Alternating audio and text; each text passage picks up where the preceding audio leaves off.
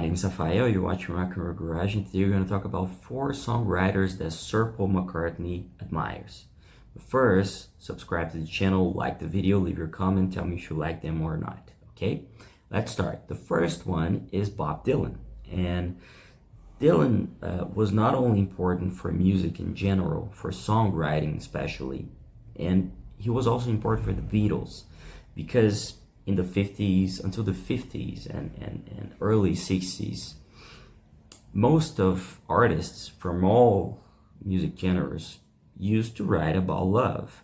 And, until nowadays, obviously, the most common subject of songs, it's about love, it's about falling in love and being heartbroken and etc. But until the early 60s, the majority of it was that the radio and etc. It was not easy to find songs talking about something else. And Bob started to doing that and started to write in a different way. And he showed the whole world that it was possible to write about something else and to write good songs that would be played on the radio, songs that people would love to listen to, and etc. So he influenced a lot of people, including the Beatles. So he really changed the point of view of songwriting. He showed there was something else that would be possible to do. And that's one of the reasons why Paul likes Bob. And in an interview with NME in 2020, he said, "I always like what he does. Sometimes I wish I was a bit more like Bob. He's legendary and doesn't give a shit. But I'm not like that. His new album, Rough and Rowdy Ways, I thought it was really good. He writes really well. I love his singing. He came through the Standards albums like a total crooner. But yeah, I like his new stuff." And he is really an incredible artist, and he's a good friend of Paul, and they really respected each other over the decades, although Bob probably was more closer to George Harrison. They were really big friends, and they even was part of, in my opinion, the greatest supergroup of all time, which was the Traveling Wilburys, which also had Roy Orbison, Jeff Lynne from Electric Light Orchestra, Tom Petty, right? And I'm not missing someone else. No, these are the ones, and George Harrison, obviously. And we move to the next one that Paul really admires, and the next one is Brian Wilson, the Beach Boys mastermind, the man behind the classic album Pet Sounds. And even Paul even said once, and we already recorded a video about this, you can look here if you want to see more about that. He said that he bought Pet Sounds to educate each one of his kids musically. He said that he didn't believe that anybody was educated musically in their lives until they heard Pet Sounds. And he already said that God Only Knows, which was one of the songs from that album, is one of the greatest of all time and his favorite one of all time. He even said that once. So he's a big fan of Brian Wilson and the Beach Boys. And Brian Wilson said that Rubber Soul inspired the Beatles album. Rubber Soul, released in 1965, inspired Pet Sounds, which was released in 1966.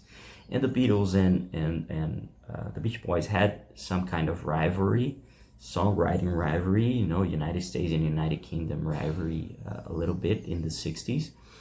And Rubber Soul inspired Pet Sounds. And Pet Sounds inspired Sgt. Pepper's Lonely Hearts Club Band, released in 1967. So, it was a full circle and a really good one, because it gave us 2 really good albums, Pet Sounds and Sgt. Pepper. And, he's a big fan of Brian Wilson. He had the chance to induct Brian Wilson to the Songwriters Songwriters Hall of Fame. And he also had the chance to perform with Brian Wilson, and he performed God Only Knows with Brian Wilson once. And we move to the third one on the list, which is Neil Young. the Canadian folk rock singer and multi-instrumentalist Neil Young, and Young was the one responsible to induct McCartney into the Rock and Roll Hall of Fame back in 1990, and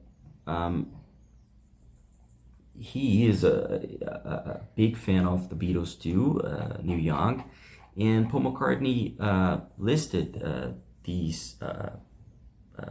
Neil Young as one of his favorite songwriters he admires, in an interview with B&N CEO James Daunt a few years ago, and he really likes Neil Young, and they both played together a few times over the decades, and most recently he even now in 2024 he was playing with the producer James Watt and the drummer, the Red Hot Chili Peppers drummer Chad Smith, in a bar, and they covered the famous Neil Young song "Keep on Rocking" in the free word.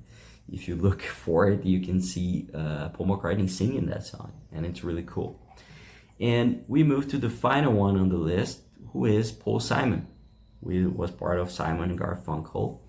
And he said this in the interview with James Daunt. He said, "I think Paul Simon has written some amazing songs. I wouldn't want to just say one of them, but he's certainly written some great stuff." That's what he said about Paul Simon. And they both also perform together. They're great friends, and he's another incredible artist that he also likes. And just like Paul McCartney, who was inducted into the Rock and Roll Hall of Fame as a member of the Beatles and as a solo act, Paul Simon also was inducted twice, once as Simon and Garfunkel and once as Paul Simon. And that's it. I hope you liked the video. I hope you like this interesting stuff. You can go to the description and read the article we wrote about this, find all the interviews, everything that Paul said about these artists, all the videos of them playing together, and etc. And please like the video, leave a comment below, and subscribe to the channel, okay? Thank you for watching, and I'll see you later.